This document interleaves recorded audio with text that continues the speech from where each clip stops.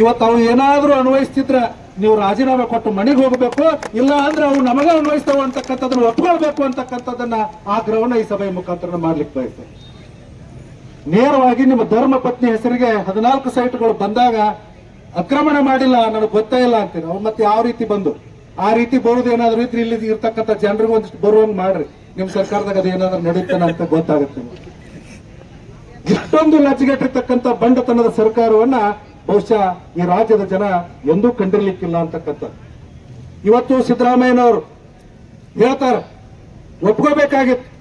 ಭಾರತೀಯ ಜನತಾ ಪಕ್ಷ ಬೆಂಗಳೂರಿಂದ ಮೈಸೂರುವರೆಗೆ ಪಾದಯಾತ್ರೆ ಮಾಡಿದ್ರೆ ಹಿಂದೆ ಸಿದ್ದರಾಮಯ್ಯನವರು ಇಲ್ಲಿ ಪಾದಯಾತ್ರೆ ಮಾಡಿದಾಗ ನಮ್ಮ ಸರ್ಕಾರಗಳು ಅವ್ರಿಗೆ ಎಲ್ಲಾ ರೀತಿಯಿಂದ ಮುಕ್ತವಾಗಿ ಪಾದಯಾತ್ರೆ ಮಾಡೋದಕ್ಕೆ ಅನುಕೂಲ ಮಾಡಿಕೊಟ್ಟಿದ್ರು. ಇವತ್ತು ಅವ್ರೇನ್ ಮಾಡಿದ್ರು, ಪ್ರತಿಯಾಗಿ ನಮ್ಮ ಎಲ್ಲೆಲ್ಲಿ ಪಾದಯಾತ್ರೆ ಹೋಗುತ್ತೋ ಅಲ್ಲಿ ಸಮಾವೇಶವನ್ನು ಮಾಡ್ತಾರೆ. ತಮ್ಮ ಸಮರ್ಥನೆ ಮಾಡ್ಕೊಳ್ಳೋದಕ್ಕೆ, ತಮ್ಮ ಭ್ರಷ್ಟಾಚಾರವನ್ನ ಸಮರ್ಥನೆ ಮಾಡ್ಕೊಳ್ಳೋದಕ್ಕೆ ಅಲ್ಲಿ ಸಮಾವೇಶವನ್ನು ಮಾಡ್ತಾ ಇದ್ದಾರೆ.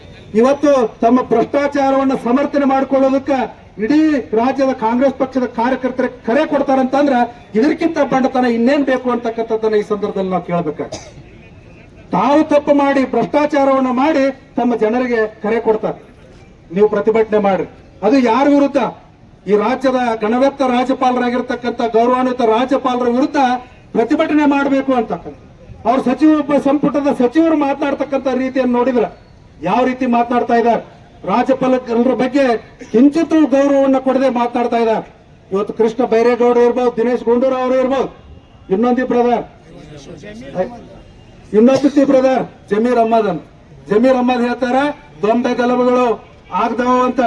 ಅಂದ್ರೆ ನಿಮ್ಮ ಏನು ರೂಢಿ ಐತಿ, ನೀವು ಮೊದಲಿಂದ ಮಾಡ್ಕೊಂತ ಬಂದಿದ್ದೀರಿ, ಅದನ್ನ ನೀವು ಮಾತಾಡಕತ್ತೀರಿ, ಅದು ಇನ್ನು ನಡೆಯುವುದಿಲ್ಲ. ಜಮೀರ್ ಅಹ್ಮದ್ ಅವರೇ, ಇವತ್ತು ಐವಾನ್ ಡಿಸೋಜ್ ಅವ್ರು ಹೇಳ್ತಾರೆ ಬಾಂಗ್ಲಾದಲ್ಲಿ ಆಗಿರ್ತಕ್ಕಂಥದ್ದು ಇಲ್ಲೂ ಆಗತ್ತಂತ.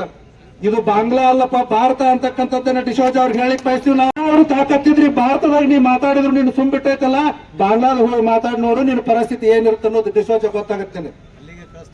ಅದಕ್ಕೆ ನೀನು ಇಲ್ಲಿರೋದಕ್ಕೆ ಯೋಗ್ಯ ಅಲ್ಲ. ನೀ ಬಾಂಗ್ಲಾದ ಬಗ್ಗೆ ಅಷ್ಟು ಪ್ರೀತಿ ಇತ್ತಂದ್ರೆ ನೀ ಬಾಂಗ್ಲಾದಾಗ ಇರೋದಕ್ಕೆ ಯೋಗ್ಯ. ಅದಕ್ಕೆ ನೀನು ಇಲ್ಲಿಂದ ಹೋಗಿ ತೊಲಗಬೇಕು ಅಂತಕ್ಕಂಥ ಆಗ್ರಹವನ್ನ ಈ ಮೂಲಕ ನಾನು ಮಾಡ್ಲಿಕ್ಕೆ ಬಯಸ್ತಾ ಇದೆ. ಇವತ್ತು ಒಟ್ಟಾರೆಯಾಗಿ ಇವತ್ತು ನಾವೆಲ್ಲರ ಆಗ್ರಹವನ್ನು ಮಾಡ್ತಾ ಇದ್ದೇವೆ. ಮುಖ್ಯಮಂತ್ರಿಗಳು ಕಿಂಚಿತ್ತಾದ್ರೂ ಗೌರವ ಇದ್ರೆ ಈ ರಾಜ್ಯದಲ್ಲಿ ಒಬ್ಬ ಹಿಂದುಳಿದ ವರ್ಗದ ನಾಯಕ ಮುಖ್ಯಮಂತ್ರಿ ಆಗಿದ್ದಾರೆ ಅಂತಕ್ಕಂಥ ಗೌರವ ಬಹಳ ಜನರಲ್ಲಿ ಇತ್ತು. ಇವತ್ತ ಆ ಸಮುದಾಯವೂ ಸಹಿತ ನಿಮ್ಮ ಬಗ್ಗೆ ಗೌರವವನ್ನು ಕಡಿಮೆ ಮಾಡಿಕೊಂಡಿದ್ದಾರೆ. ಇವತ್ತು ಪ್ರತಿಯೊಬ್ಬರಿಗೆ ನಿಮ್ಮ ಬಣ್ಣ ಈ ರಾಜ್ಯದ ಜನತೆ ಗೊತ್ತಾಗಿದೆ. ನಿಮ್ಮ ನಾಟಕ ಇನ್ನು ನಡೆಯೋದಿಲ್ಲ. ರಾಜೀನಾಮೆಯನ್ನು ಕೊಟ್ಟು ಅಲ್ಪ ಸ್ವಲ್ಪ ಆದ್ರೂ ಗೌರವವನ್ನ ಉಳಿಸ್ಕೋಬೇಕು ಅಂತಕ್ಕಂಥ ಆಗ್ರಹವನ್ನ ಈ ವೇದಿಕೆ ಮುಖಾಂತರ ನಾನು ಮಾಡ್ಲಿಕ್ಕೆ ಬಯಸ್ತಾ ಇದ್ದೀನಿ. ಧನ್ಯವಾದಗಳು.